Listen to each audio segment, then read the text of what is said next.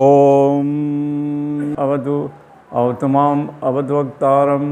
ओम शांति शांति शांति। ओम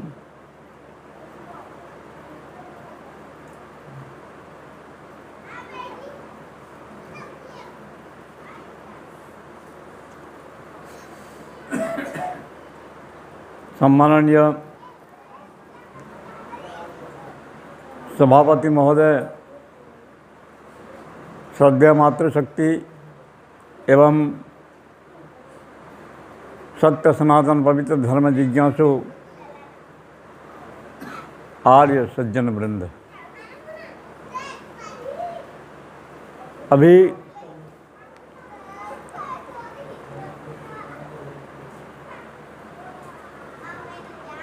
एक सुंदर भजन ओडिया भाषा में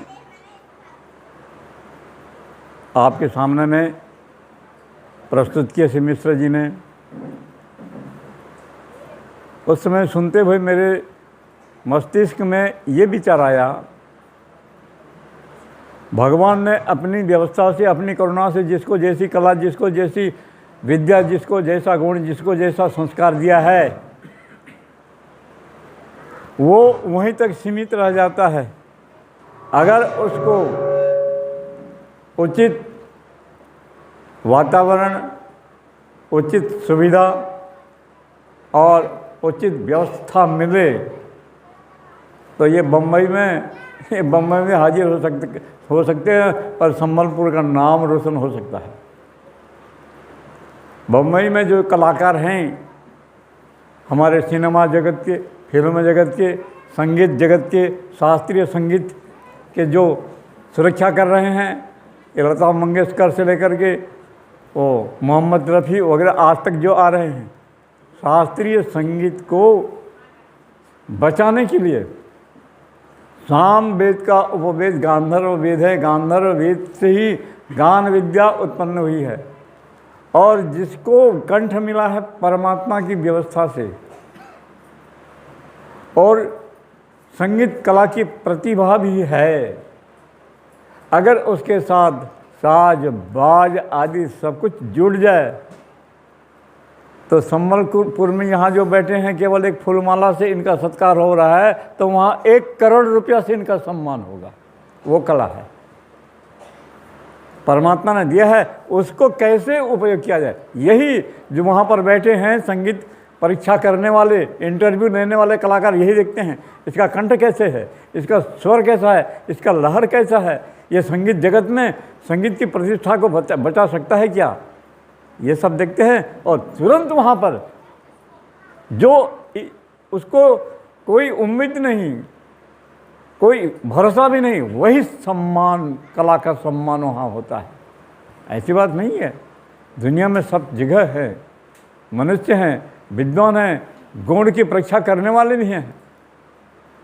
तो ये जो देखा मैंने, तो ऐसी संबलपुर जो है उड़ीसा का एक प्रसिद्ध राजधानी नगर है, और इसी संबलपुर में हीरा का खदान भी, हीराकुंड में, और महारानी विक्टोरिया की गले में जो हीरा जगमगा रहा है, कहाँ से निकला है? संबलपुर से निकला है। अब देखो कितना कितना अवदान संबलपुर से निकल रहा है। यहाँ से कला है, यहाँ से हीरे मोती माणिक्य हैं, तो इसकी प्रतिभा सब तरफ कैसे फैलेगी, ये हमें करना है। अभी श्री दीनमणि जी अग्निहोत्री जी ने परिचय दिया, मेरे द्वारा लिखी गई पुस्तकों का थोड़ा सा परिचय दिया। ऐसे में स्वाध्याय करते करते एक जगह में क्या किया, बिलासपुर सिटी में जहाँ हाईकोर्ट है छत्तीसगढ़ का, वहाँ भी आर्य समाज है, और मैं वहाँ पुरोहित था बिलासपुर में आर्य समाज में। लेकिन बचपन से मेरा जो विचार है स्वाध्यायशील विचार है, स्वाध्यायशील विचार। एक दिन क्या हुआ, रात के 9 बजे मैं भोजन कर लिया, हमारे परिवार भी वहीं रहते थे, और आर्य समाज में जो लाइब्रेरी है, लाइब्रेरी जहाँ ऐसे पुस्तकालय है, कई अलमारी हैं, उस लाइब्रेरी में घुस गया मैं और किवाड़ बंद कर दिया और एक मोटी डायरी और कलम पकड़ लिया और एक एक पुस्तक को छान करके एक रात में सारी लाइब्रेरी नोट कर लिया। मैं एक रात में सारी पुस्तकें नोट कर लिया और सवेरे तक मैं सोया नहीं, रात भर जाग करके मैं लिख डाला। ये है धुन मेरा। अभी भी मेरे जीवन के अंतिम समय तक मैं वेद शास्त्र को प्रतिदिन 16 घंटा 17 घंटा पढ़ता हूँ। मुझे नींद नहीं आती, मैं किसी भी समय जाग जाता हूँ, मुझे उठाने की ज़रूरत नहीं, किसी समय उठ जाता हूँ। और कोई दिमाग में, मस्तिष्क में कोई विचार चल रहा है तो तुरंत कलम उठाता हूँ, उसी समय लिखने लगता हूँ। इसको कहते हैं रिसर्च और इसको कहते हैं जिज्ञासा। तो ये मनोवृत्ति, इसका साथ देने वाला तो भगवान है। वेद मंत्र कहता है गयस्फानो अमीवहा वसुवित पुष्टिवर्धन सुमित्र सोमनो भव।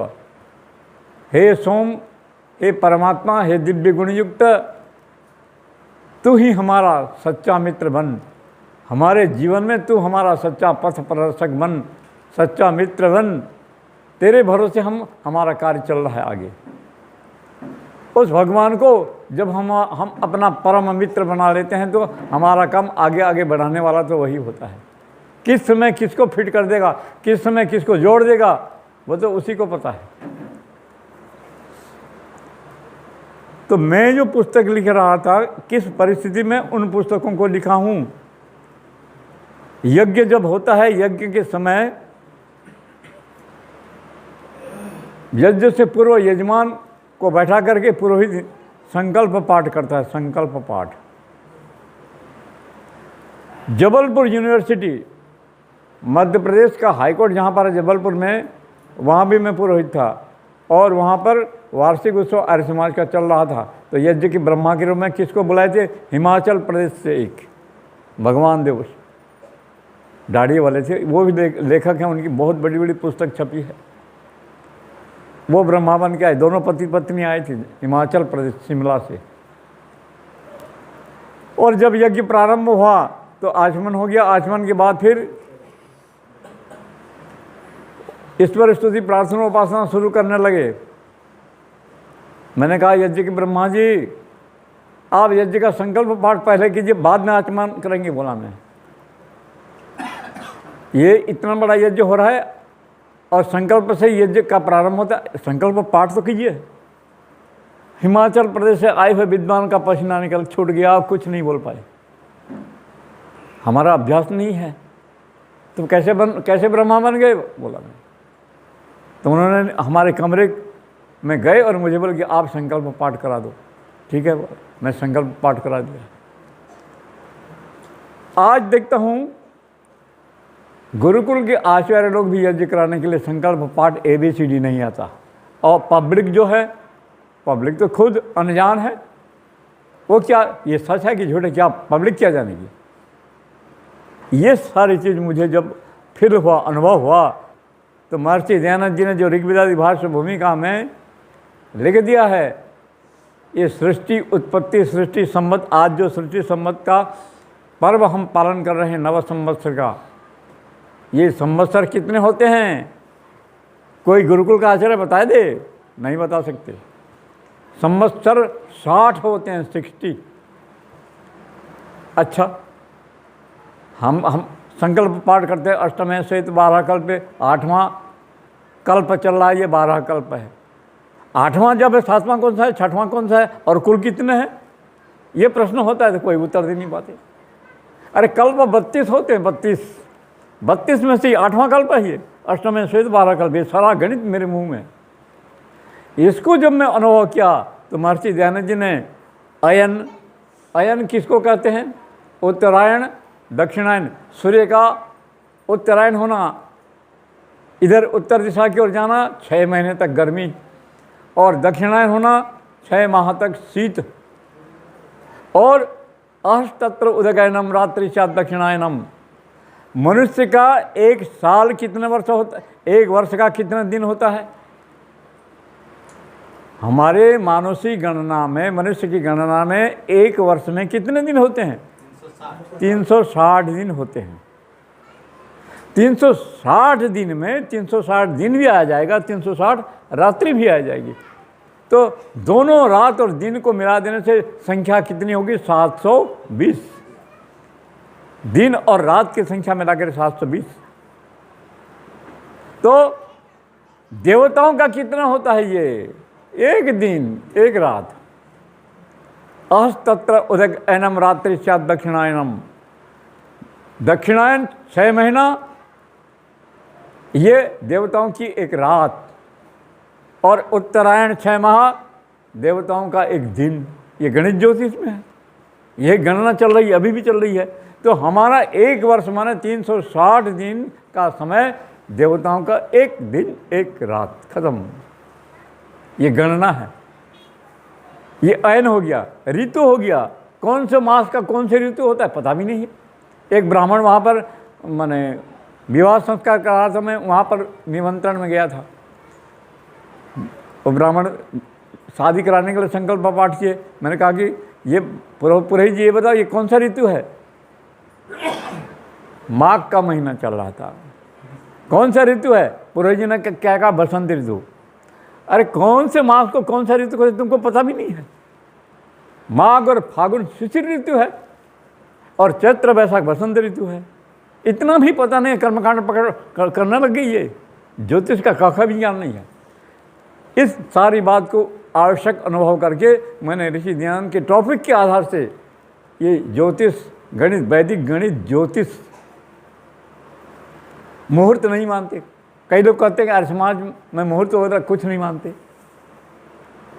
मुहूर्त नहीं मानते आर्य समाज, खंडन करना जानते हैं। अरे महर्षि दयानंद जी ने मुहूर्त माना है, तुम कौन से खेत की मूली हो? महर्षि दयानंद जी ऋग्वेदादि भाष्य भूमिका में लिखे हैं, एक संवत्सर में 10,800 मुहूर्त होते हैं लिखे। मुहूर्तानां प्रतिमाम या 10 च सहस्राणि अष्टौ च शतानि भवन्ति इति ऋग्वेद भाष्य में क्या लिखे हैं? ये मुहूर्त कहाँ से आ गया? और एक दिन में कितने मुहूर्त होता है? एक दिन में, एक रात में कितने मुहूर्त होते हैं? 30। 15 दिन में 15 मुहूर्त रात्रि में, 15 मुहूर्त दिन में। और एक मुहूर्त का कितना टाइम होता है? 48 मिनट। ये सारी गणना में गणित ज्योतिष में लिख दिया। और वही पुस्तक, उसका नाम मैंने रख दिया वैदिक गणित ज्योतिष प्रवेश। ये पुस्तक जब छप जाएगी तो इसको हमारे ये जनरल स्कूलों में भी कोर्स में बच्चों की पढ़ाई के लिए रखा जाएगा, और गुरुकुलों में भी। और ये पुस्तक अभी छप रही है रायपुर में। और अप्रैल महीने के 19 और 20 तारीख को रायपुर में 201 कुंडी महायज्ञ होगा, जिसमें गुजरात के राज्यपाल वहाँ आ रहे हैं, जो गुरुकुल के स्नातक हैं। और स्वामी रामदेव जी का भी वहाँ पर आने का प्रोग्राम है, और प्रधानमंत्री नरेंद्र मोदी जी का भी सुनाई दे रही है। और उसी परिस्थिति में उनके द्वारा मेरे लिखे उस पुस्तक का विमोचन होने जा रहा है। वो लोग मुझे सीधा वहीं बुलाए हैं, छत्तीसगढ़ वाले, आपकी पुस्तक छप रही है, आप आकर के प्रूफ रीडिंग कर लीजिए। मैं आ रहा हूँ, क्योंकि मैं इधर वचन दे दिया हूँ, संबलपुर जा रहा हूँ। बोला मैं वहाँ 2 दिन का फिर टाइम दे करके यहाँ आ गया हूँ। यहाँ से जाने के बाद फिर रायपुर जाऊँगा, और पुस्तक का फिर प्रूफ रीडिंग में मुझे कर देना है। इस प्रकार से मैं खोज करते जा रहा हूँ, और जितना बन सके समाज के लिए मैं अर्पण करते जा रहा हूँ। रही बात दिनमणि जी ने अभी जो प्रश्न किया था, आर्य समाज का विकास, प्रचार और प्रचार जितना होना चाहिए क्यों नहीं हो रहा है? जितनी संख्या में होनी चाहिए नहीं हो रहा है। हो जाएगा, आज शाम को हो जाएगा। अगर आप लोग यहाँ पर प्रोपेगेंडा कर लें और पॉम्पलेट में छपा करके प्रचार कर दें, एक ऐसा वक्ता आ गया है जो कि सिर नीचे पैर ऊपर करके प्रवचन दे रहा है, देखो सब आ जाएंगे, पूरा संबलपुर आ जाएगा। जहाँ झूठ है, पाखंड है, वहाँ पर लोग गैदरिंग हो जाते हैं जल्दी से जल्दी। और जहाँ पर सत्य है वहाँ तो समझ बूझ करके जो समझदार व्यक्ति वही इकट्ठे होते हैं। और जहाँ पाखंड लोग नाचना चाहते, वो जया किशोरी की बात चल रही थी ना, एक प्रवचन में 30-30 लाख रुपया लेती है और 9 लाख रुपया फीस जमा करना पड़ता है पहले। वहाँ क्या है? नचाना, गाना, बजाना, मनोरंजन है, समाज कल्याण के लिए, देश के लिए, रिसर्च के लिए। क्या है? एबीसीडी कुछ नहीं है। और हमारे पास जो है सब कुछ है। तो महर्षि दयानंद जी को समझेंगे लोग, कई वर्ष लग जाएगा महर्षि दयानंद जी को समझने में।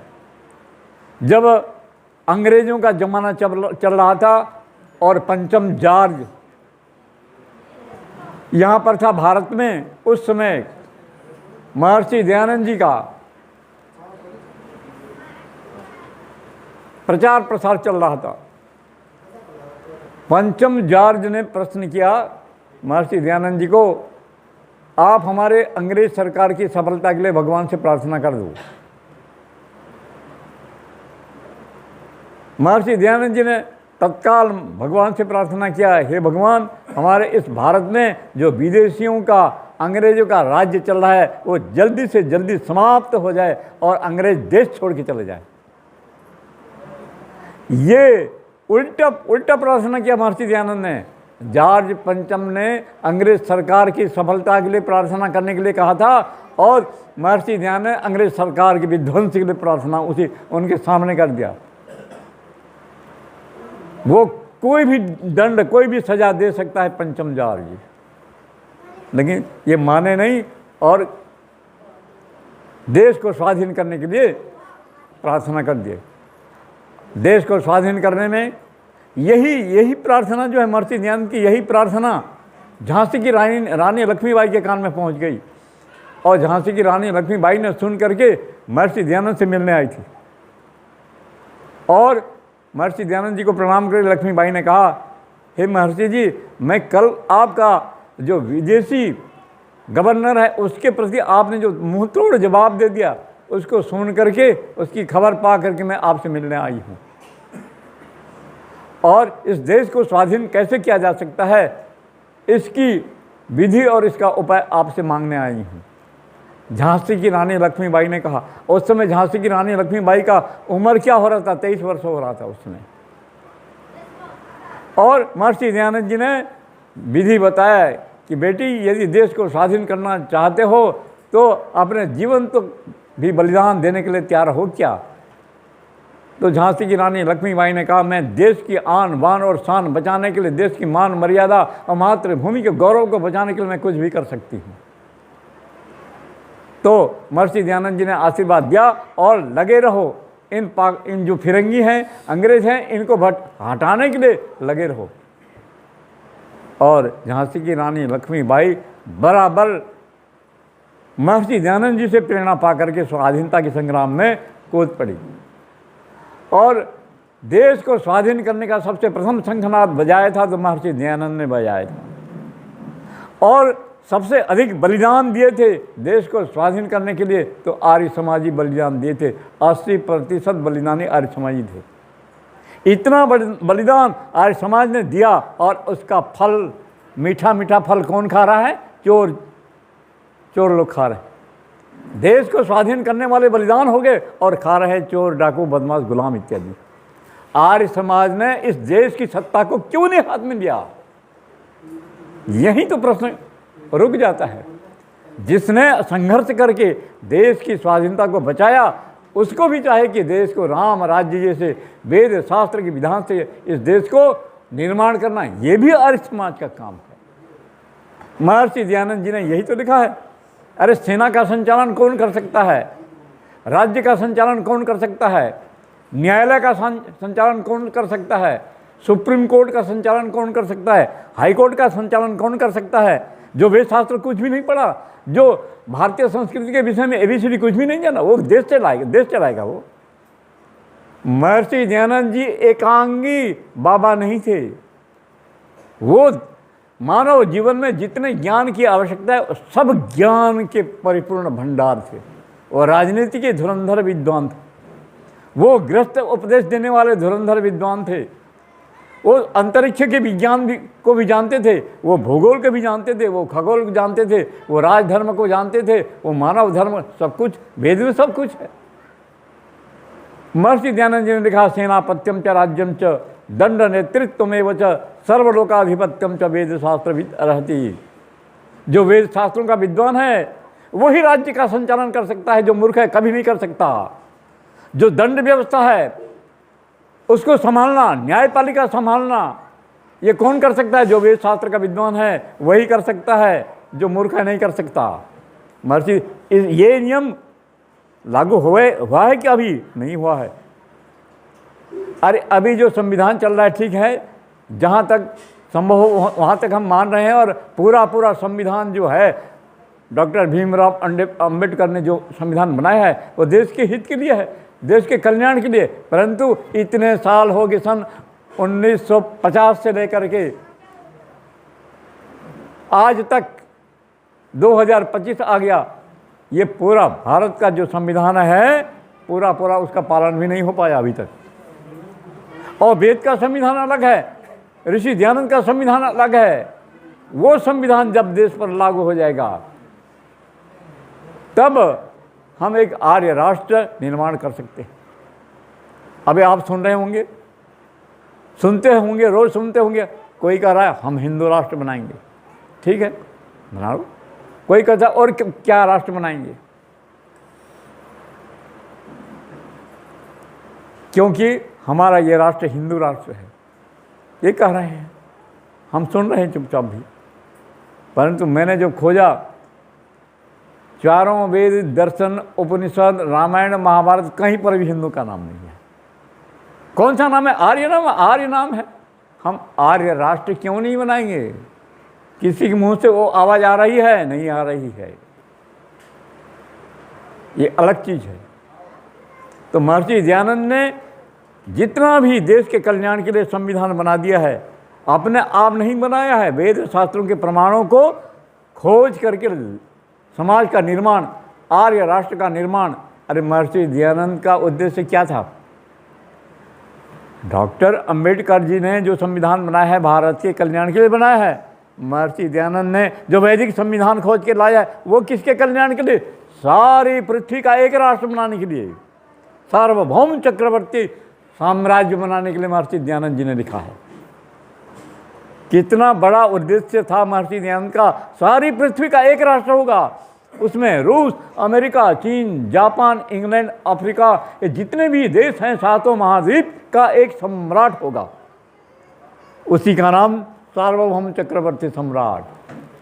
और एक साम्राज्य होगा जो वेदों के संविधान से चलेगा, और उसको कहते हैं सार्वभौम चक्रवर्ती साम्राज्य का संविधान। और हमारे इस देश का नाम जो पड़ा, क्या नाम था?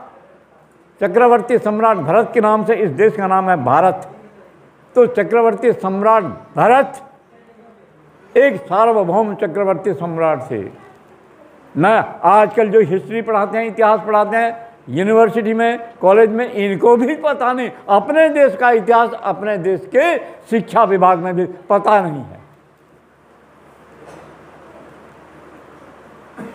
तो इस प्रकार से महर्षि दयानंद के प्रत्येक विषय को लेकर के कोई पीएचडी करना चाहे तो 1000 पीएचडी खाली महर्षि दयानंद के ग्रंथों से किया जा सकता है।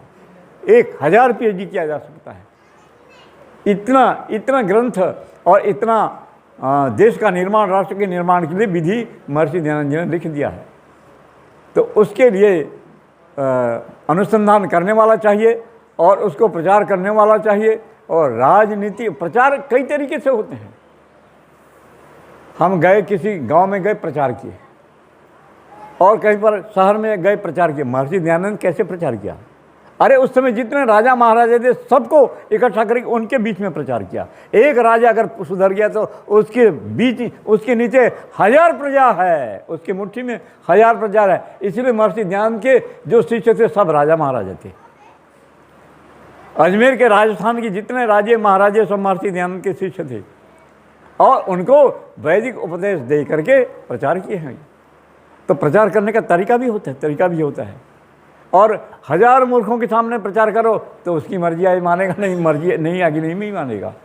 किंतु जो शिक्षित वर्ग हैं, राजवर्ग हैं, उनके मस्तिष्क में ये बात आ गई कि वेद शास्त्र सही हैं।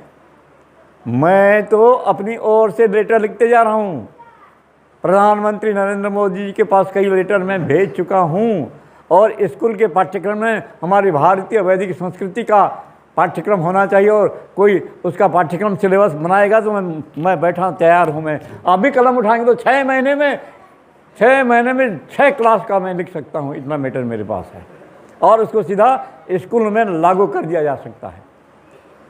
इस प्रकार से ये भी मेरा प्रचार करने का तरीका है, और जारी है, काम जारी है। डीएवी पब्लिक स्कूल के डायरेक्टर जी थे, दिल्ली से मुझे फ़ोन किए, क्या आप बच्चों के लिए, डीएवी पब्लिक स्कूल के बच्चों के लिए पुस्तक लिख सकते हैं, धर्म शिक्षा, नैतिक शिक्षा पुस्तक? तो मैंने कहा कि 8 क्लास के लिए, क्लास 1 से लेकर क्लास 8 तक के बच्चों के लिए, उसमें एक क्लास का 25 पार्ट, तो 8 क्लास का 200 पार्ट हो जाए, 25 8 200 पार्ट, और 200 प्रकार का स्टैंडर्ड बनाना पड़ेगा, और बहुत मैटर कलेक्शन करना पड़ेगा, परिश्रम बहुत लगेगा, समय लगेगा। मैं कोशिश करूंगा बोला, और कोशिश ठीक है, मैं कोशिश कर रहा हूँ बोला। मैं कोशिश करना शुरू कर दिया। लगभग 6 महीने में 8वीं क्लास की पुस्तक पूरा कंप्लीट हो गई, और मैंने फ़ोन कर दिया डायरेक्टर साहब को। डायरेक्टर साहब सीधा दिल्ली से हमारे घर पहुँच गए, और 8 फाइल लेके चले गए, और पुस्तक छप गई है वहाँ, और उनके स्कूल में, डीएवी पब्लिक स्कूल में लागू हो गई। उनका फ़ोन आया था। अब ऐसे यहाँ भी प्रयास चल रहा है मेरा। तो प्रचार करने का तरीका, हम तो क्रांतिकारी रूप से प्रचार करेंगे। शिक्षा क्षेत्र में जब तक क्रांति नहीं आएगी, नहीं बनेगा। तो शिक्षा क्षेत्र में प्रचार करना है, और आर्य समाज के विषय को जो शिक्षित वर्ग हैं वही समझ सकते हैं। जो अंधविश्वासी हैं, जो पाखंडी हैं, जो धूर्त है, और झूठ को सच और जो सच को झूठ मानते हैं, उनकी बुद्धि में कुसंस्कार पड़े हैं, तो वो क्या मान सकेंगे, वो निर्माण कर सकेंगे? इसका उत्तर तो महर्षि कपिल मुनि ने सांख्य दर्शन में दिया है। न मलिन चेतसी उपदेश बीज प्ररहु अजवत, ना भाष मात्र भी मलिन दर्पणवत। जिसके आत्मा में जन्म जन्मांतर का कुसंस्कार रूपी मैल धूल लगा हुआ है, उसको ब्रह्मा जैसा विद्वान अगर उपदेश दे भी तो भी उसके कुछ भी पल्ला नहीं पड़ेगा, कुछ भी समझ में नहीं आएगा। इसीलिए महर्षि दयानंद जी ने लिखा है, समाधान दिया है, अगर समाज को निर्माण करना है, समाज को सुशिक्षित करना है, समाज को व्यवहार कुशल बनाना है, समाज को एक हाईलाइट बनाना है, तो क्या करना पड़ेगा? उपदेश उपदेष्टित तत्सिद्धि इतरथा अन्य परंपरा। जब उपदेश देने वाले सुशिक्षित हैं और उपदेश सुनने वाले, ग्रहण करने वाले भी सुशिक्षित हैं, एजुकेटेड हैं, तब समाज में विकास अपने आप होगा, कोई रोक नहीं सकता। जब शिक्षित वर्ग आर्य समाज के साथ जुड़ जाएंगे तो इसका प्रचार प्रसार, वेदों का प्रचार प्रसार, हमारी भारतीय संस्कृति का प्रचार प्रसार धीरे धीरे अपने आप होगा, देश से लेकर के विदेश तक भी पहुंच जाएगा। तो ये है हमारी संस्कृति में हीरे मोती खजाने सब कुछ भरे पड़े हैं, और इतना बड़ा इतिहास, इतना बड़ा संस्कार विश्व में किसी भी देश के पास नहीं है। जितना बड़ा इतिहास, जितना बड़ा माने वैदिक वाङ्मय, और ये लाइब्रेरी के ग्रंथ जितने हैं, विद्या के ग्रंथ, चाहे गणित हो, अंक गणित हो, बीज गणित हो, रेखा गणित हो, त्रिकोणमिति हो, केमिस्ट्री हो, फिजिक्स हो, ये सारा का सारा वेदों से ही निकले हैं। अरे अभी जो रिसर्च कर रहे हैं वो डॉक्टर सोमनाथ जी जो अंतरिक्ष यान के विषय में खोज कर रहे हैं, अभी जो हैं उन्होंने खुल्लम खुल्ला घोषणा कर दिया है, ये जितना भी साइंस विज्ञान है, अंतरिक्ष विज्ञान है, भूगोल विज्ञान है, खगोल विज्ञान है, ये सब का मूल उद्गम स्थान वेद है। अभी के वैज्ञानिक स्वीकार कर रहे हैं। तो आर्य समाज कोई मूर्ख समाज, और ये ढोंगी बाबा लोग तिलक चंदन लगा के श्यावर रामचंद्र की जय करके जो समाज को नचाते हैं, वो समाज नहीं है आर्य समाज। वो शिक्षा करके, शिक्षा के द्वारा क्रांति करके सारा जगत को अज्ञान अंधकार से ऊंचा उठा करके एक आलोक में बैठाना चाहता है। आर्य समाज शिक्षित, सुशिक्षित और अच्छे विद्वान, धार्मिक, जितेंद्रिय, परोपकारी, न्यायविद, धर्मविद, ऐसे लोगों का समाज है। और इसमें जो जुड़ेगा वो भी आर्य माने श्रेष्ठ बनेगा। हर क्षेत्र में श्रेष्ठ बनना, कोई भी क्षेत्र में वो पीछे नहीं रहेगा, श्रेष्ठ बनेगा। इसी का नाम आर्य है। तो आर्य बनाने के लिए जो तरीका है वो भी वेद में दे दिया है। इंद्रम वर्धन्तो अप्तुरः कृणवन्तो विश्वमार्यम। आर्य कैसे बनेगा, पहला ये हम प्रचार कैसे करेंगे, ये तरीका वेद मंत्र बता रहा है। इसका तरीका क्या है, इंद्रम वर्धन्तो अप्तुरः, अपने अपने इंद्र को बढ़ाओ। पहला काम क्या, ब्राह्मण का इंद्र क्या है, इंद्र माने ऐश्वर्य, ब्राह्मण का ऐश्वर्य क्या है, ज्ञान। वो रात दिन तपस्या करके सुख दुख हानि लाभ सब कुछ सहन करके ज्ञान को, विशाल भंडार को बढ़ाए, मस्तिष्क में रखे। तो ब्राह्मण ने अपने इंद्र को बढ़ा दिया। और जो ब्राह्मण है उपदेशक है, वो विद्या पढ़ाने है, उसका जेब खुद भी खाली है तो दूसरों को क्या देगा। जिसके पास ज्ञान है ही नहीं, दूसरों को क्या उपदेश देगा। तो ब्राह्मण का जो ज्ञान है, ब्राह्मण का जो इंद्र है, इंद्र माने ऐश्वर्य, वो क्या है, वेद शास्त्र का अध्ययन करना, थ्योरी प्रैक्टिकल सहित, शब्द अर्थ और संबंध सहित अध्ययन करना, ज्ञान के द्वारा, प्रचार के द्वारा अज्ञान का अंधकार मिटाओ। अज्ञान और अ लगेगा, अ माने नेगेटिव में लगता है, नेगेटिव में लगता है अज्ञान। अज्ञान को निवारण करने के लिए ज्ञान की आवश्यकता है, ज्ञान की ज्योति की आवश्यकता है। दूसरा अभाव, दूसरा है अन्याय, दूसरा अन्याय है। अन्याय को कौन दूर करेगा, जो क्षत्रिय होता है वो न्याय की स्थापना करके अन्याय को दूर करेगा। वही क्षत्रिय होगा जो न्याय विभाग में निष्पक्षपात न्याय करेगा, दोषी को दंड देगा और निर्दोषी का पालन करेगा। यही राजधर्म है। शतपथ ब्राह्मण और गोपथ ब्राह्मण में महर्षि दयानंद जी ने राजधर्म लिख दिया, जनिष्ठा उग्रह सहसे तुराय इति। मैंने प्रधानमंत्री मोदी जी को एक प्रश्न लिखा है, इसका उत्तर दिया नहीं हूं, मैं एक केवल प्रश्न किया हूं और वो प्रश्न पहुंच चुका है। चक्रवर्ती सम्राट भरत के संसद भवन का नाम क्या था, और वर्तमान जो संसद भवन है, इस संसद भवन का नाम क्या है, इसका कोई नामकरण किए हैं क्या, ये प्रश्न किया हूं। और वेदों में संसद भवन का नाम क्या दिया है, वेदों में, जहां संसद भवन में एमएलए एमपी बैठ करके विचार करते हैं, वेद में क्या लिखा है, उसका नाम क्या लिखा है।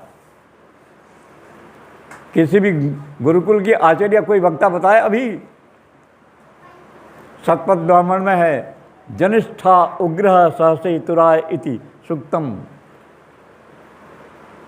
जहां जनिष्ठा अतिशयेन विद्वांसो जना तिष्ठन्ति यस्याम सभायाम सा जनिष्ठा संसद भवन। जिस संसद भवन में वेद शास्त्रों के धुरंधर विद्वान, जो दूध का दूध और पानी का पानी कर सकते हैं, जिनके सामने में सच और झूठ अलग अलग हो जाता है, जो प्रजा के कल्याण के लिए, जो देश के कल्याण के लिए एक तुरंत फैसला देने में उनका मस्तिष्क, उनकी बुद्धि, एक कैपेसिटी, बहुत बड़ी क्षमता रखती हो, और संसद भवन में केवल राष्ट्र के कल्याण के लिए ही प्रस्ताव पारित होता है। और ऐसा प्रस्ताव पारित करने वाले जो होते हैं बहुत वेद शास्त्रों के विद्वान होते हैं। जनिष्ठा मन अतिशयेन विद्वांसो जना तिष्ठन्ति यस्याम सभायाम सा जनिष्ठा इति संसद भवन। वही संसद भवन, उसका नाम वेदों में जनिष्ठा लिखा है। और एक जगह अतिष्ठा लिखा है, अतिष्ठा, अतिशय विद्वान जहाँ पर संसद भवन में बैठते हैं, वहीं पर आज जो इलेक्शन कमेटी है, इलेक्शन कमीशन, उसका एक प्रथा अलग चल रही है। बहुमत से जो जीत गया वो चयन किया जाता है, एमएलए बनता है, एमपी बनता है। महर्षि दयानंद ने क्या लिखा है, ये बहुमत की व्यवस्था नहीं है। जिस राष्ट्र में एक व्यक्ति भी जो चारों वेदों का विद्वान है, निर्लोभ है, परोपकारी है, जितेंद्रिय है, समाज को कल्याण करने वाला है, ऐसा जो महान साधु संत या जगत गुरु तुल्य विद्वान है, वो एक व्यक्ति जो व्यवस्था देता है वही मान्य है सत्यार्थ प्रकाश छठवें सम्राट में।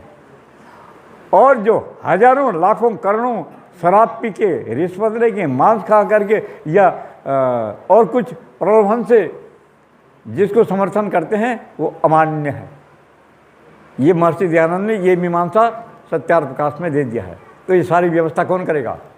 आर्य समाज के विद्वान करेंगे, आप लोग करेंगे। वेद शास्त्र का अध्ययन कीजिए और वेद शास्त्र के बल पर आप इस राष्ट्र को एक सार्वभौम चक्रवर्ती राष्ट्र के रूप में भी निर्माण कर सकते हैं। सेना हमारी हो जाएगी, जल सेना हमारी, थल सेना हमारी। जितम अस्माकम उद्भिन्नम अस्माकम राष्ट्रम अस्माकम तेजो अस्माकम। ये कहाँ पर आया है? ये मंत्र एक सूक्त है, पूरा अथर्ववेद में आया, 18वां सूक्त। इस प्रकार से हम इस राष्ट्र का किसी भी काम को बिगाड़ना जल्दी हो जाता है, बनाना कठिन हो। अब ये बिगड़े हुए राष्ट्र को हम जब बना रहे हैं तो कितना कठिन लगेगा। और ये कब से बिगड़ा है? महाभारत युद्ध से बिगड़ा है। और महाभारत युद्ध कब हुआ था? आज से 5000 वर्ष पहले महाभारत का युद्ध हो गया था। और महाभारत युद्ध में कितनी सेना थी? 18 अक्षौहिणी सेना थी। और एक अक्षौहिणी सेना कितनी होती है? अक्षौहिणी सेना की सबसे छोटी यूनिट क्या है? उसका नाम है पत्ती। एक हाथी, एक रथ, 3 घोड़े और 5 पैदल सैनिक, इसको एक पत्ती कहते हैं। 3 पत्ती का एक सेनामुख, 3 सेनामुख का एक गुल्म, 3 गुल्म का एक गण, 3 गण का एक वाहिनी, 3 वाहिनी का एक प्रतना, 3 प्रतना का एक चमू और 3 चमू का एक अनिकानी और 10 अनिकानी का एक अक्षौहिणी होता है। और एक अक्षौहिणी में कितने होते हैं? 21,870 हाथी होते हैं, 21,870 रथ होते हैं और 65,610 घोड़े होते हैं और 1,09,350 पैदल सैनिक होते हैं एक अक्षौहिणी। और इतना 18 गुणा कर लीजिए कितना बड़ा। महाभारत युद्ध में सिर्फ 10 बचे, बाकी सब खत्म हो गए।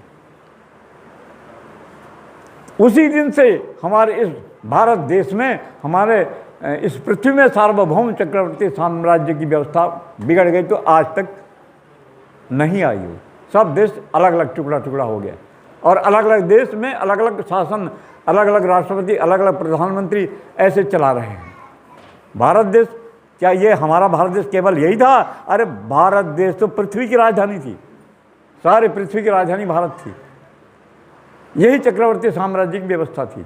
तो इसको हम महर्षि दयानंद के डायरेक्शन, अरे इसको कोई बड़े बड़े यूनिवर्सिटी का प्रोफेसर भी हल नहीं कर सकता, जो हल महर्षि दयानंद जी करके बता दिए हैं।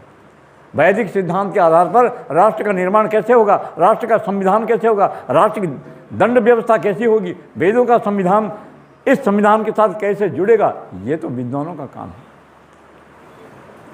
चलिए, थोड़ी सी जानकारी मैंने आपके सामने रखा और इस अवसर पर, ये नव संवत्सर के प्रथम दिन पर, ये जो नया संवत्सर प्रवेश हुआ है, इस संवत्सर का नाम क्या है?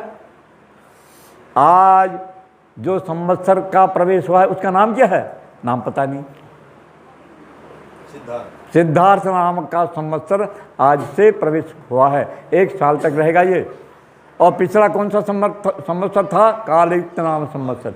संवत्सर 60 होते हैं, ये 60 का राउंड चलते रहता है, 60 का राउंड चलते रहता है।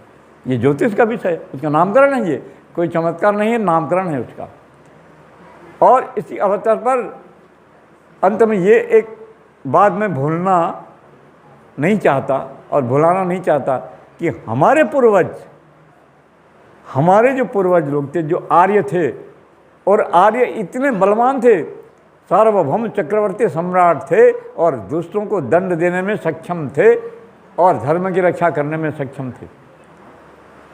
तो इसकी जो परंपरा, आर्य साम्राज्य की जो परंपरा चली, ये सूर्य वंश से और चंद्र वंश से। तो एक वंश का तो मैं जरूर कहीं ना कहीं मैं पाठ कर देता हूँ, ताकि हमको ये पता रहे ये हमारे वंशधर थे। और इसकी पीढ़ी 6वीं पीढ़ी से शुरू होती है। मर्यादा पुरुषोत्तम श्री रामचंद्र जी कौन से वंश के थे? सूर्य वंश के थे। और सूर्य वंश के प्रथम चक्रवर्ती सम्राट कौन थे? सूर्य वंश के सर्वप्रथम चक्रवर्ती सम्राट कौन थे? महाराजा इक्ष्वाकु।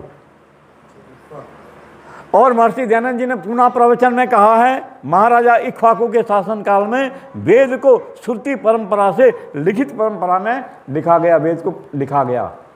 पहले श्रुति सुन सुन करके प्रचार होता था, परंतु जब इसको देवनागरी लिपि में चारों वेदों को लिखा गया, तो कब लिखा गया? महाराजा इक्ष्वाकु के शासनकाल में। महर्षि दयानंद बता है, आज आर्य समाज का कोई विद्वान बता सकता है कि कि महाराजा इक्ष्वाकु कहाँ के थे, किस पीढ़ी के थे, कौन से वंश के थे, पता नहीं। तब मुझे आवश्यकता अनुभव हुआ कि मैं इसका भी अनुसंधान करूँगा। और खोजते खोजते खोजते इतना ऊंचा, मैंने बनारस से पुस्तक मंगाया था, इतना ऊंचा था नीचे से, और खोजते गया, उसी में मिल गया सब जो खोजना था, मुझे वही मिल गया।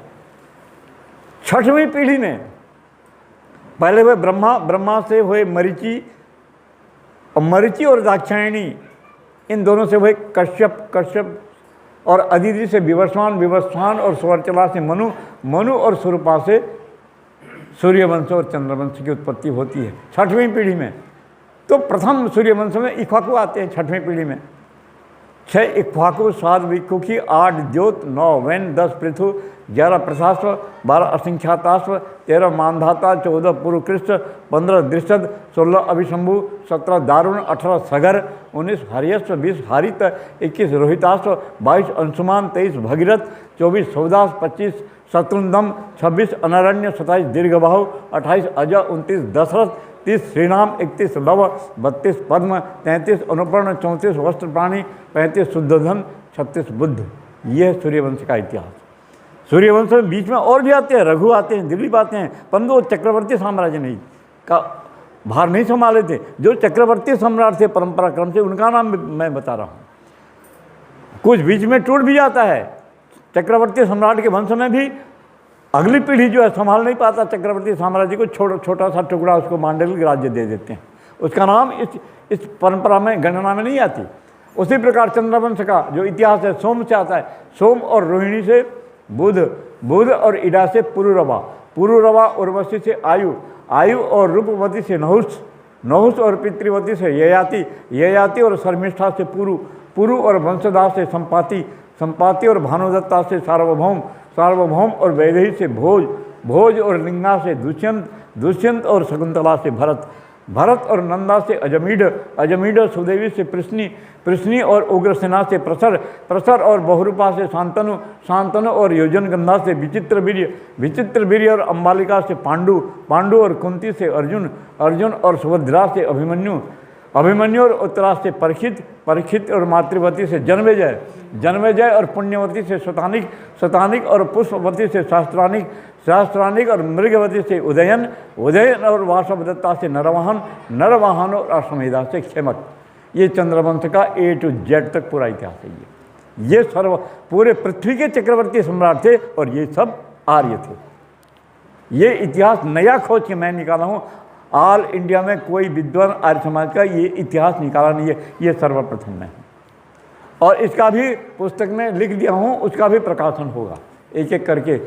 तो लोगों ने सोचा कि जो समझते हैं, जो इसकी आवश्यकता समझते हैं, मेरी एक पुस्तक अगर प्रकाशित हो गई तो देश को एक कुछ न कुछ मार्गदर्शन जरूर मिलेगा। क्योंकि मैं कोई मनोरंजन का पुस्तक या तोता मैना की कहानी में नहीं लिखा हूँ। मैं वेद शास्त्र का खोज करके समाज के कल्याण के लिए, समाज को एक नई दिशा, नया प्रकाश मिले, इस लक्ष्य से मैंने 65 पुस्तक लिखा है। 65 पुस्तक मेरे पास है, हैंड राइटिंग रखा हुआ है।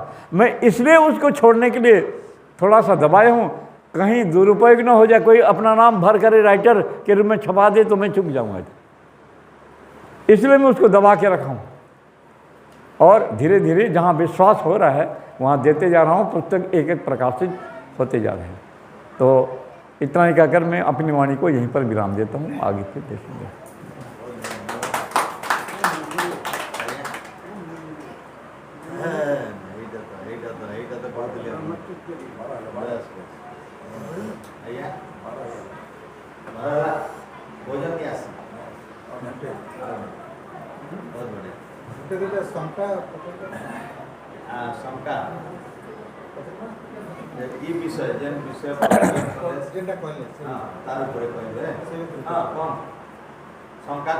एक दो प्रश्न है, ठीक है।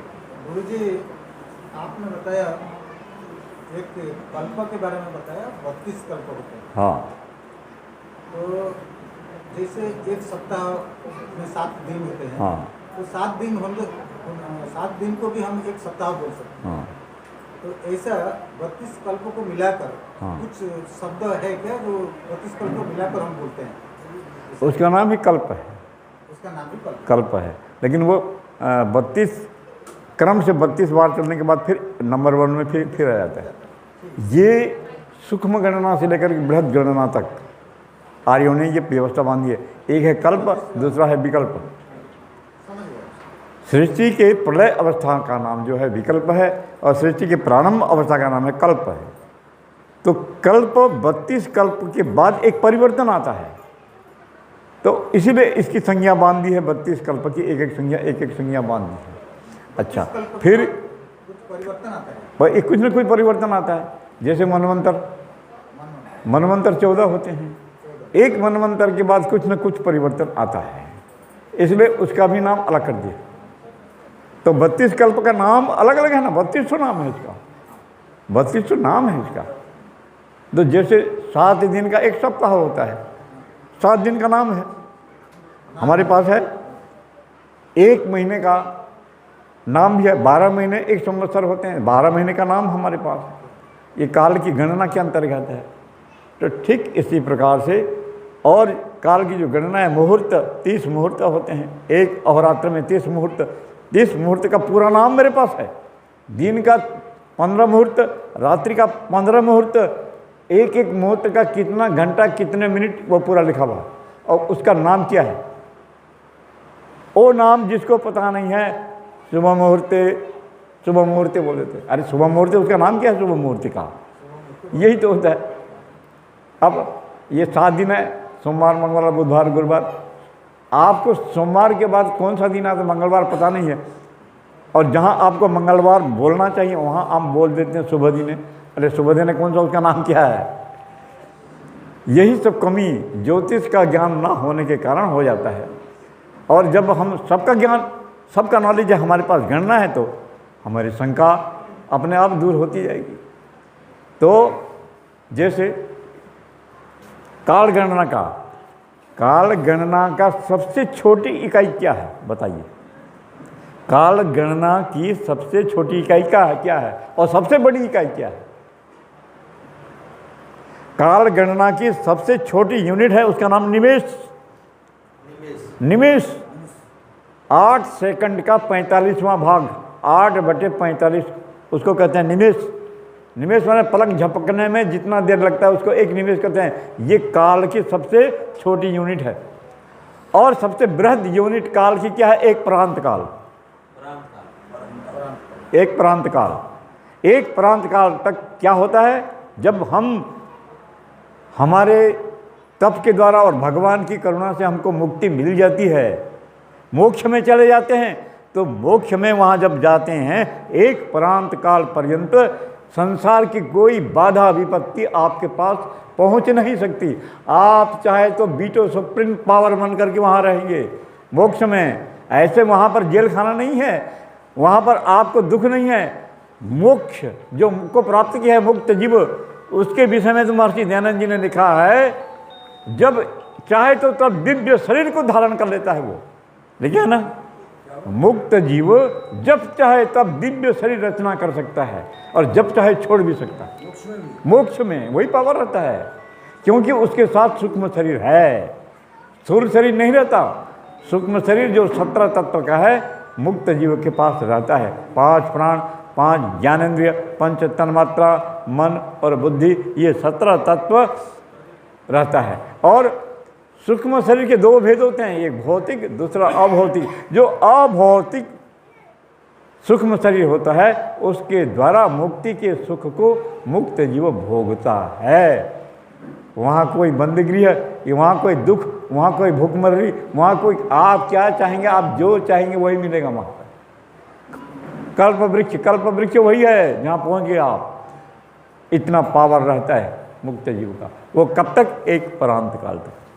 उसके सांकल्पिक शरीर भी कहते हैं। हाँ, संकल्पमय शरीर, मोक्ष में संकल्प। लोग कहते हैं ना आजकल, अरे सत्संग में जाने से क्या फायदा होगा, और मीटिंग में जाने से हमको इतना पार्टनरशिप मिलेगा, 1 लाख रुपये का फायदा होगा। दुकान करने से क्या होगा, 2 लाख रुपये का फायदा होगा। ठेकेदारी लेने से कितना होगा, इतने करोड़ का फायदा होगा। अरे भगवान की भक्ति में क्या फायदा होगा ये भी पूछते हैं।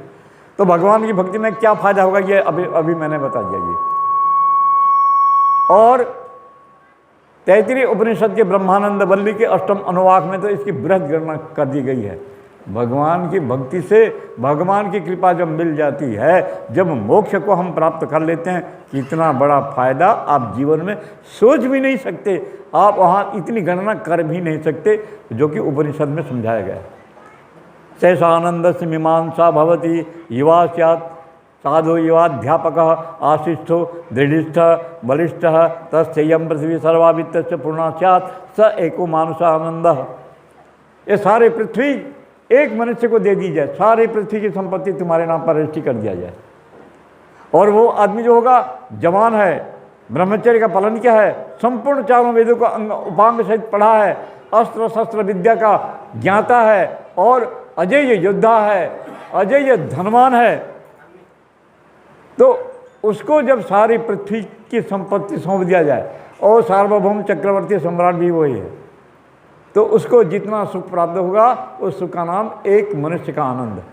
ऐसे ऐसे 100 आनंद मिला देने से एक मनुष्य गंधर्व आनंद, फिर ऐसे 100 गुना मल्टीप्लाई 100 मल्टीप्लाइड 100 करते जाइए और अंत में पहुंचेगा प्रजापति आनंद। कई पीढ़ी 10-12 पीढ़ी पार करने के बाद फिर 100 प्रजापति आनंद का एक ब्रह्मानंद होता है। जहाँ तक पहुँच गए तो आप संसार में आप अजय होगी, संसार में कोई भी आपको जीत नहीं सकता, और जो चाहें आपको वही मिलेगा। वही एक परांत काल तक मुक्ति के आनंद को जीवात्मा भोगता है। जब मुक्ति की अवधि समाप्त हो जाती है, फिर इस संसार में एक दिव्य घर में देवतुल्य परिवार में जन्म ग्रहण करता है, और पुण्य जन्म को लेकर के, सुसंस्कार को लेकर के उसका जन्म होता है। यह है। तो फिर मैं बढ़ा दिया इसको, मैं तो अपने वाणी को विराम कर दिया था। आप प्रश्न किए थे ना? हाँ, प्रश्न किए थे आप, यही ज्योतिष के विषय में प्रश्न किए थे, कल्प के विषय में प्रश्न किए थे आपने, कल्प के विषय में प्रश्न किए थे ना। 32 कल्प होते हैं, पूरे 32 कल्प का नाम मेरे पास है, एक एक कल्प का नाम है, और 4 अरब 32 करोड़ वर्ष का एक कल्प होता है, और 4 अरब 32 करोड़ वर्ष का एक विकल्प होता है। ये कल्प क्या है, विकल्प क्या है? ये ब्रह्म दिन है, ब्रह्म रजनी है, ब्रह्म रात्रि है, ये कृष्णा है, और वो ये एक वेद में एक मंत्र आता है, 2 स्त्रियां हैं, एक है काली एक गोरी, ये आता है, द्वे विरूपे चरता स्वर्थे अन्यान्याम वत्सम उपधापयेते हरिरन्यश्याम भवती सुधामान शुक्रोरन्यश्याम ददृशे सुवर्चः। एक स्त्री काले रंग की है, श्याम वर्ण की है, और एक स्त्री गौर वर्ण की है, दोनों का एक एक बच्चा है, और इस स्त्री के बच्चे को वो दूध पिलाती है, और इस स्त्री के बच्चे को दूसरी स्त्री दूध पिलाती है। देखो, और दोनों बच्चों का पालन होता है। ये इतिहास कथा नहीं जैसे लग रहा ना, कहानी जैसे, परंतु वेद मंत्र है। वो कौन सी है? वो काली स्त्री कौन सी है? कृष्णा, उसका नाम है प्रलय। प्रलय रूप रात्रि का नाम कृष्णा है, जो 4 अरब 32 करोड़ वर्ष पर्यंत चलती है, कृष्ण प्रलय की अवधि। और दिन में जो शुक्ल वर्ण की स्त्री है उसका नाम शुक्ला। तो उसके पुत्र को, शुक्ला के पुत्र को कृष्णा दूध पिलाती है, कृष्णा के पुत्र को शुक्ला दूध पिलाती हैं। क्यों? रात्रि में, रात्रि का पुत्र कौन सा है? चंद्रमा है। दिन का पुत्र कौन सा है? सूर्य है। और लेकिन सूर्य को दूध पिलाती है रात्रि, और चंद्रमा को दूध पिलाता है दिन। ये साइंस किस प्रकार का साइंस है, खोज के बताइए साइंस लोग। रात को जितने भी ऑक्सीजन और ओजोन की परिमाण मात्रा इकट्ठी होती है, प्राणप्रद वायु इकट्ठे होते हैं, नाइट्रोजन ऑक्सीजन इकट्ठे होते हैं, उसको प्रातःकाल होते ही सूर्य पान कर लेता है। तो रात्रि में इस सूर्य को दूसरे स्त्री के बच्चे को दूध पिलाया। कमाल का साइंस है, कमाल का साइंस है। यजुर्वेद की 33वें अध्याय का मंत्र है, 5वां मंत्र है 33वें अध्याय का। तो इस प्रकार से ये ज्योतिष का प्रकरण आ गया, तो इस बीच बीच में थोड़ा थोड़ा बोलना पड़ा। कृष्णायः अथर्ववेद में और एक मंत्र है, कृष्णाया पुत्रो अर्जुनो रात्र्या वत्सो अजायता साध्याम अधिरोहति रुरो रोहित रुरोह रोहित। कृष्णाया पुत्र, कृष्णा के पुत्र का नाम क्या है? इसमें क्या लिखा है? कृष्णा का नाम क्या है? द्रौपदी। द्रौपदी को कृष्णा कहते हैं ना। द्रौपदी के पुत्र का नाम क्या है? अर्जुन। क्या है? द्रौपदी के 5 पुत्र थे तो मर गए, सब अश्वत्थामा ने मार दिया इतिहास में। लेकिन यहाँ पर जो दिया है कृष्णाया पुत्रो अर्जुनो, द्रौपदी का पुत्र अर्जुन यहाँ पर दिखा दिया गया है वेद मंत्र में। ये तो वेद मंत्र है, और वेद मंत्र में किसी का इतिहास नहीं होता। ये क्या है फिर? यहाँ है कृष्णा माने प्रलय रूप रात्रि, प्रलय रूपा जो रात्रि होती है उसका नाम कृष्णा। और कृष्णा का पुत्र क्या है? अर्जुन माने सूर्य। सूर्य की उत्पत्ति कैसे होती है? प्रलय रूप रात्रि के पश्चात ततो रात्रि जायत ततः समुद्रो अर्णव सूर्या चंद्रमा सौधाता यथा पूर्वम अकल्पयत। हम जो अघमर्षण का मंत्र पाठ करते हैं, सूर्य की उत्पत्ति होती है कहाँ से? प्रलय रूप रात्रि से। कृष्णाया पुत्रो अर्जुनो रात्र्यावत्स, यहाँ लिखा हुआ है मंत्र में, रात्रि का बछड़ा है वो। प्रलय रूप रात्रि का बछड़ा क्या है? सूर्य है। सूर्य का उदय जब आकाश में नभोमंडल में हो जाता है, सहद्याम अधिरोहति, सूर्य आकाश में ऊपर चढ़ जाता है और अपने प्रखर किरण के द्वारा, अपने हाई वोल्टेज किरण के द्वारा सृष्टि की उत्पत्ति करता है। और सृष्टि की उत्पत्ति सूर्य कैसे करता है? बराह पुराण में आप लोग सुने होंगे, बराह पुराण में लिखा है भगवान विष्णु बराह का अवतार धारण करके जल से पृथ्वी का उद्धार करते हैं। अपने बराह अपने दांत से, अपने सींग से, और पृथ्वी को उठा करके ले आते हैं। ये पढ़े हैं। परंतु यहाँ तो कई प्रश्न उठ जाते हैं ना। बराह जब पृथ्वी का उद्धार करने के लिए दौड़े तो पृथ्वी तो थी नहीं, काहे में दौड़े? पृथ्वी तो थी नहीं, किस में दौड़े? यहाँ पर प्रश्न आ जाए। महर्षि ध्यान जी यही प्रश्न किए हैं, कई प्रश्न। लेकिन बराह पुराण में लिखा है कि भगवान विष्णु बराह अवतार धारण करके पृथ्वी का उद्धार किए, ये लिखा है। वो झूठ हो चाहे सत हो, ये अलग बात है। परंतु निरुक्त में भी लिखा, निरुक्त में यास्क मुनि ने कि बराह से इस पृथ्वी की उत्पत्ति हुई है, ये लिखा है। चलो नहीं मानो, इसको भी नहीं माने। अब वेद को मानेंगे कि नहीं मानेंगे? ऋग्वेद मंडल 8 सूक्त 77 मंत्र 88, ये ऋग्वेद मंडल 8 का विषय है। उसमें लिखा है कि जब परमात्मा सृष्टि की उत्पत्ति करते हैं, शतम महिषान क्षीरपाकमोदनम बराह, फिर आ गया बराह ऋग्वेद में, बराहम इंद्र एमुषम। इस सृष्टि की उत्पत्ति जब होती है तो परमात्मा प्रजापति परमात्मा बराह के रूप से इस सृष्टि की उत्पत्ति। ये बराह क्या है? इसका समाधान क्या है? कोई जंगल में जो बराह रहता है वो नहीं है। अब महर्षि यास्क ने निरुक्त में लिखा है वराह क्या होता है। आदि सृष्टि में सूर्य का जो प्रचंड किरण होता है, जल प्रलय रहता है, जल से पृथ्वी की उत्पत्ति नहीं हुई होती है, उस समय सूर्य का जो हाई पावर का किरण पड़ता है, उस किरण का नाम है आंगिरस। आंगिरस किरण।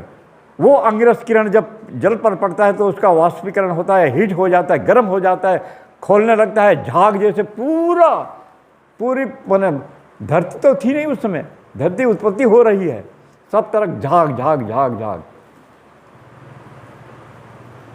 उसको कहते हैं फैन, कहते हैं फैन, फैन। इसी बात को शतपथ ब्राह्मण में लिखा है 9 क्रम से पृथ्वी की उत्पत्ति होती है। फेनम, उष, सिकता, शर्करा, ये उसका क्रम बनता है। अस्मानम, अयो, हिरण्यम, औषधि, वनस्पति, ये 9 क्रम से पृथ्वी की उत्पत्ति होती है। जब वही आंगिरस किरण और हाई वोल्टेज का और तीव्र किरण का हो जाता है तो उस किरण का नाम बराह। वही बराह किरण जब खूब जोर से गर्म करता है, जल को वाष्पीकरण करता है, तो जल का वाष्पीकरण होकर पृथ्वी ठोस रूप में आ जाती है। और पहले जब पृथ्वी आती है तो कितनी बड़ी थी? यावत बराह से चसारम तावत इयम अग्रासित। जितने बड़ा सुअर का मुंह होता है उतनी बड़ी, बस इतनी छोटी थी पृथ्वी। पहले जब सूर्य की उत्पत्ति जल से होती है वाष्पीकरण के द्वारा, बराह किरण के द्वारा, तो इतनी छोटी होती है। ये साइंस, ये सृष्टि उत्पत्ति का साइंस आपके किसी भी माने कॉलेज में, यूनिवर्सिटी में नहीं है, वेद में है। वहीं से मैं बोल रहा हूँ। और जब उस पृथ्वी का फिर विकास होता है, पृथ्वी का नाम पृथ्वी क्यों पड़ा? प्रस्थ विस्तारे धातु से पृथ्वी बना है। वो धीरे धीरे वही छोटी सी आकार की पृथ्वी धीरे धीरे बढ़ती गई, विस्तार होती गई, प्रस्थति विस्तार विस्तीर्णा भवति इति, पृथ्वी बढ़ती गई, आज तक बढ़ती जा रही है, इसलिए इसका नाम पृथ्वी है। तो ये कोई बराह से पृथ्वी की जो उत्पत्ति हुई है, ये सूर्य का किरण, इसका नाम बराह किरण। उसके किरण का नाम अलग अलग नाम है। हाई वोल्टेज का नाम क्या है, मीडियम वोल्टेज का नाम क्या है, लो वोल्टेज का नाम क्या है, ये निरुक्त में यास्क मुनि ने लिख दिया है। और वेद जो है पूरा विज्ञानमय वेद है। तो ऋग्वेद का विषय ज्ञान कांड, यजुर्वेद का कर्म कांड, और सामवेद का उपासना कांड, और अथर्ववेद का जो विज्ञान कांड है, ये केवल संपूर्ण बुद्धिपूर्वक है। ये इसमें अन्यथा एक भी नहीं है, सब पूरे सत्य के सत्य। वेद सब सत्य विद्याओं का भंडार है। वेद का पढ़ना, सुनना, सुनाना प्रत्येक आर्य का परम धर्म है। ये मैं कहाँ से एक पद को वहाँ पर रोक करके यहाँ तक भगाया हूँ। एक पद को रोक करके, उसका नाम क्या है? Arya. Arya, what is the definition of Arya, वहाँ रख दिया हूँ और आर्यों की परंपरा का इतिहास बता दिया आपके पास। और आर्य है, मैं कहाँ से लिया था इस बात को? मैं प्रवचन में भूलता नहीं हूँ, कहाँ पर मैं बात को रख दिया हूँ, कहाँ तक आ गया हूँ। मैं कहाँ रखा था? हिंदू राष्ट्र। हिंदू राष्ट्र से रख दिया हूँ। लोग कहते हैं हिंदू राष्ट्र, अरे हिंदू राष्ट्र नहीं, तुम्हारे पूर्वज आर्य थे, यही बताने जा रहा हूँ। यहाँ तक आ गया हूँ। मर्यादा पुरुषोत्तम श्री राम हिंदू थे कि आर्य थे? आर्यपुत्र थे। कृष्ण हिंदू थे कि आर्यपुत्र थे? आर्यपुत्र थे। इनको आर्यपुत्र बोलने में शर्म क्यों लग रही है? क्योंकि ये वेद शास्त्र के विद्वान नहीं हैं। इनको वेद शास्त्र का, वैदिक संस्कृति का ज्ञान नहीं है। अब अगर इनको होता तो हमारे पूर्वज आर्य थे। अच्छा, तुम लोग आर्य बोल रहे हैं, यदि जो हिचकिचाते हैं, बोलो अपने मुंह से कि सभा में घोषणा कर दो, मैं आर्य नहीं हूँ, मैं अनार्य हूँ, बोल के देखो। अब उतना बोलेंगे तो संसार के सबसे पतित वही हो जाएंगे। फिर जो अपने मुंह से बोल दिया मैं आर्य नहीं हूँ, मैं अनार्य हूँ, तो संसार का सबसे पतित मानव वही है। राक्षस, असुर, पिशाच से भी और गिरा हुआ हो जाएगा। इस प्रकार से हमारा जो प्राचीन नाम था आर्य था। हमारे इस देश का नाम था आर्यावर्त था। और आर्यावर्त देश समस्त पृथ्वी की राजधानी थी। और अयोध्या राजधानी जो थी, रामचंद्र की जन्मभूमि राजधानी, सारे भूमंडल की राजधानी थी, जिसमें रूस, अमेरिका, ऑस्ट्रेलिया और जितने भी हैं, ये सब के सब देश आ जाते हैं। सारे पृथ्वी की राजधानी, सार्वभौम चक्रवर्ती सम्राट की राजधानी वही अयोध्या नगरी थी। और अयोध्या नगरी का नामकरण भी अथर्ववेद से किया गया है, जो कि प्रथम चक्रवर्ती सम्राट जो थे स्वयंभुव मनु। स्वयंभुव मनु इस पृथ्वी के सर्वप्रथम चक्रवर्ती सम्राट थे। उसके बाद परंपरा क्रम से आते गए युधिष्ठिर तक डाउन हो गया, और आज तक उसका जीर्णोद्धार पुनरुद्धार नहीं हो पाया। बस आगे फिर खोजते रहिए, आप खोजते रहिए। अरे कोई खोजे तो ना खोजे, मैं तो अपनी ज़िंदगी भर खोजता रहूँगा। सच क्या है, झूठ क्या है, मुझे पता लग गया है। मुझे कोई साथ दे ठीक, फिर भी मैं अकेला हूँ, मुझे कोई चिंता नहीं। मुझे कोई साथ ना दे तो भी ठीक हूँ। मुझे कोई, मैं तो महर्षि दयानंद के ऊपर मेरी इतनी दृढ़ आस्था हो गई है कि महर्षि दयानंद का एक एक शब्द को रिसर्च करके जीवन भर जितना सुख में अनुसंधान करते जाऊँगा, लिखते जाऊँगा। उसमें हीरे मोती खजाने भरे पड़े हैं। यही है आर्य समाज का विशेषता कि आर्य समाज एक ऐसी संस्था है जहाँ वेद जैसा ज्ञान आर्य समाज के पास है, जो विश्व के किसी भी धर्म संप्रदाय के पास नहीं है। और कोई बाहरी जितने हैं वो धर्म नहीं है, वो मत है, मत। धर्म को आर्य समाज अनेक नहीं मानता। धर्म एक है, सत्य एक है, ईश्वर एक है। बस यही ऋषि दयानंद का उपदेश था, और इसी उपदेश को सिरोधार्य कर हमको आगे आगे बढ़ना चाहिए। बस।